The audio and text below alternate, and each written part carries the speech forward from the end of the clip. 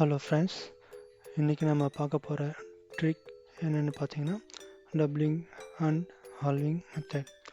மல்டிப்ளிகேஷனில் இந்த method use பண்ணுவாங்க. இந்த மெத்தட் யூஸ் பண்ணி பெரிய நம்பர்ஸை ஈஸியாக மல்டிப்ளை பண்ண முடியும். எக்ஸாம்பிளுக்கு போகிறதுக்கு முன்னாடி டப்ளிங்னா என்ன, ஹால்விங்னா என்னன்னு பார்க்கலாம்.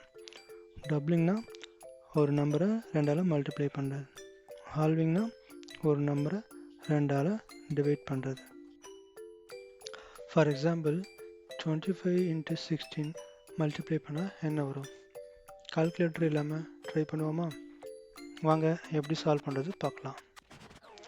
இந்த மெத்தட் படி ஒரு நம்பரை மல்டிபிள் பை 2 பண்ணணும் அண்ட் இன்னொரு நம்பரை டிவைடட் பை 2 பண்ணணும். இப்போ நான் எடுக்க போகிற நம்பர் 25. 25 மல்டிப்ளை பை 2 பண்ணால் என்ன வரும்? Correct, answer is 50. Next number 16 எடுத்துக்கலாம். 16 டிவைட் பை 2 என்ன வரும்? Correct, answer is 8. இப்போ 50 மல்டிபிள் பை 8 ஈஸியாக பண்ணுங்கள்.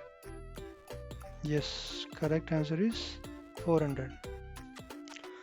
50 மல்டிப்ளை பை 8 ஸ்டில் உங்களுக்கு கஷ்டமாக இருந்தால் அகைன் சேம் மெத்தட் ஃபாலோ பண்ணுங்கள்.